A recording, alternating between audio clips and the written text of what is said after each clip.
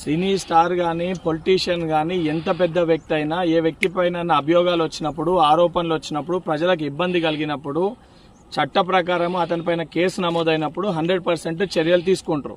అల్లు అర్జున్ ఎంత పెద్ద స్టార్ ఉన్నా ఏదున్నా తన వల్ల తను అక్కడ వచ్చిన దాని వలన ఇబ్బంది కలిగి ఒక ప్రాణాన్ని కోల్పోవడం జరిగింది, ఒక ప్రాణం పోవడం జరిగింది.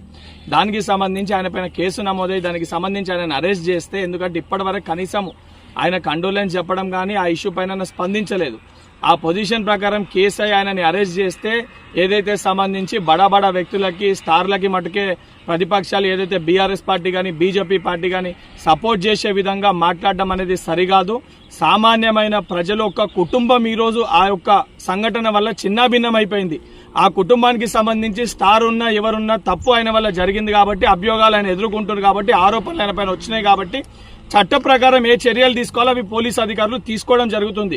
ఇప్పటికన్నా సిగ్గు తెచ్చుకొని ఏదైతే ప్రతిపక్షాలు బీజేపీ పార్టీ బీఆర్ఎస్ పార్టీ ఇటువంటి విషయాలపైన కాకుండా ప్రజల సమస్యలు ఏమన్నా ఉంటే వాస్తవానికి వాటిపైన అసెంబ్లీలో చర్చించండి తప్ప ఇటువంటి బడా వ్యక్తుల కోసము బడా నాయకుల కోసము స్టార్ల కోసము మీరు అండదండగా నిలబడితే రేపు పొద్దున తెలంగాణ ప్రజలు మిమ్మల్ని చెప్పులతోటి కొట్టే పరిస్థితి ఏర్పడుతుంది.